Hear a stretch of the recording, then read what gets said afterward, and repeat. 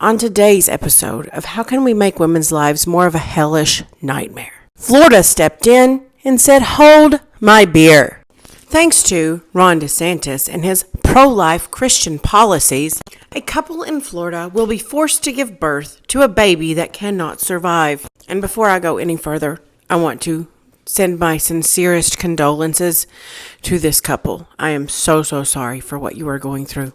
This couple was given the news that their child has what's known as Potter syndrome. And anybody who has even a basic understanding of how pregnancy works understands you need amniotic fluid for the fetus to develop into a human being. Thanks to Potter syndrome, there is no amniotic fluid.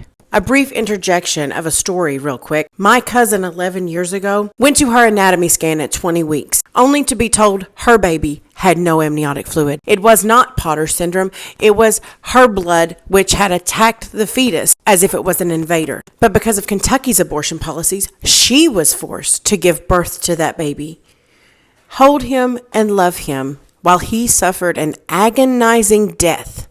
They kept him on a ventilator for 3 days. Rest your soul, Christopher. The agony that my family went through when they watched that baby pass, nobody should ever have to go through that. This is what happens when religious nut jobs get elected into office. And don't get it twisted. We all know that they don't actually care about their religion. It's laughable that they call themselves Jesus followers because, my dude, if you read the same New Testament as me, you would know that Jesus was very liberal for his day. But we all know that they like to pick and choose whatever helps justify their hatred, bigotry, homophobia, xenophobia, racism, misogyny, the list goes on. A Florida couple will see their baby with Potter syndrome die as the new state law denies them abortion access. The couple could not opt for abortion access in other states, which have fewer restrictions due to travel cost. And as you read that, I want you to keep in mind that they are also discussing restricting the ability for women to travel from state to state. And inevitably, somebody will be in these comments trying to say, "You better be thankful you're in America and not in an Islamic country where women are really oppressed."